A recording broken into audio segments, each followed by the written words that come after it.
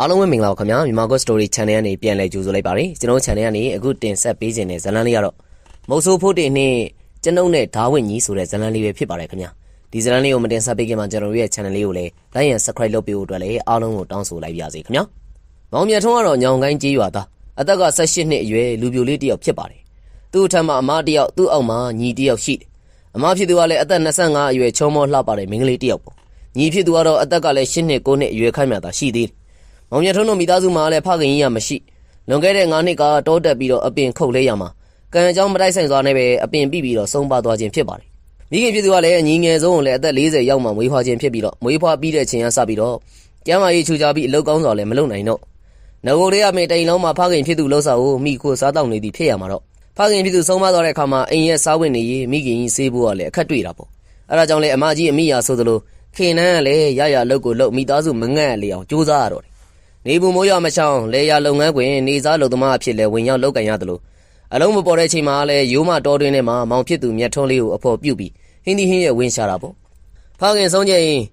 73နှစ်အရွယ်သားရှိသေးတဲ့မောင်မြတ်ထွန်းကတော့အိမ်စားရေးတောက်ရေးအတွက်လဲအမဖြစ်သူခင်နန်းနဲ့အတူတူတက်ဆွမ်းသမျှကိုလဲဝင်ပြီးကူညီပေးရှာပါတယ်ခင်နန်းကတော့လှလှပပပြိုလေးဖြစ်တော့လဲဝမ်းရေးအတွက်ကြုံရကြပန်းလုပ်ကန်ပြီးမိသားစုကိုရှာကျွေးနေရတယ်လို့မြတ်ထွန်းအရွယ်မှာလဲကျောင်းနေရမယ့်အရွယ်လေးတို့ရမှာတော့တနေ့စားဖို့တနေ့ရုန်းကန်နေရတဲ့အခြေအနေမို့လို့လဲကျောင်းတက်ရန်လည်းအလွန်ဝေးကွာလွန်တဲ့အခြေအနေခင်နန်းနဲ့မြတ်ထွန်းတို့ကလည်းလိမ္မာရေးကြရှိသူတွေအဖြစ်ရက်ကလည်းချီမုံဂယုနာတက်ကြတယ်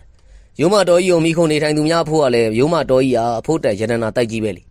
အိမ်ဆောင်ရန်တစ်ဝါကျိန်တွေကိုခုတ်ယူအသုံးပြုရတယ်လို့လေယာမြေဥယျာဉ်မရှိသူများကလည်းတောင်ခုတ်ပြီးတော့လေတောင်ရများကိုလည်းစိုက်ပျိုးကြတောင်ရစဘာကလည်းနှစ်နှစ်စိုက်ပြီးချိန်မှာမြေစီမြေနဲ့နင်းငယ်ရော့သွားရင်တော့ထုံမြေနေရာမှာတရက်ပိန်းနဲ့မယန်းငှက်ပြောပင်တွေစိုက်ပျိုးထားရတာပေါ့မုံဆိုးလို့သူများအတွက်ကလည်းအမျိုးစုံသောတောကောင်တွေပေါ်လာတယ်လို့မောင်မြတ်ထုံးတို့မောင်နှမကလည်းတီးပေါ်တီးနှံများကိုလည်းရှောက်ဖွေသူများအတွက်လည်းယာတီအလိုက်တော်တွင်တီးနှံများစုံလင်လာတယ်လို့ယာတီအလိုက်မှုံများပန်းများကလည်းစုံလင်တာပေါ့မောင်မြတ်ထုံးအရွယ်ရောက်လာတဲ့ခါမှာခင်နန်းကလည်းအနေငယ်တက်ရှူချောင်းတော့တာပေါ့မောင်မြတ်ထုံးကလည်းငွေကြေးမြင့်မြတ်ရတဲ့သဇင်ပန်းကင်များရှာခြင်းတစ်ခွရှာခြင်းပြားဖွတ်ခြင်းတို့နဲ့လည်းအဆင်ပြေလာထိုအလုပ်ကလည်းအပြောလွယ်သလောက်အလုပ်ခတ်တဲ့ကိစ္စရဖြစ်ပါတယ်ထိုအလွန်အန္တရာယ်များတဲ့အလုပ်မျိုးလည်းဖြစ်တယ်ဘာကြောင့်လဲဆိုတော့သဇင်တစ်ခွများပေါက်တဲ့နေရာကလည်းအလွန်မြင်မာတဲ့တစ်ပင်ကြီးများရဲ့ထိပ်မှာသာရှိတတ်တယ်သဇင်တစ်ခွများကိုလည်းခွာယူရင်အမြင့်ပါပြတ်သွားတာကြောင့်ပေါက်ရောက်ရခိုင်းကိုပါဖြတ်ပြီးယူရတယ်လေတချို့တစ်ပင်ကြီးများဆိုရင်လည်းဖတ်တွက်ရည်လည်းမရအဲဒါကြောင့်လည်းအိမ်ရိုက်တန်ကြောင်းကြီးများရိုက်ပြီးတော့တက်ရတယ်ခြေဥစွာတစ်ပင်မှာဆိုင်းကျိုးတစ်ပင်ကိုချီနှောင်ပြီးတော့လည်းဆိုင်းကျိုးကိုနောက်ကျောမှာထားတန်တစ်ချောင်းကိုရိုက်လိုက်ထိုးတန်ပေါ်ကိုခြေထောက်တစ်ဖက်တင်လိုက်နောက်တစ်ချောင်းကိုရိုက်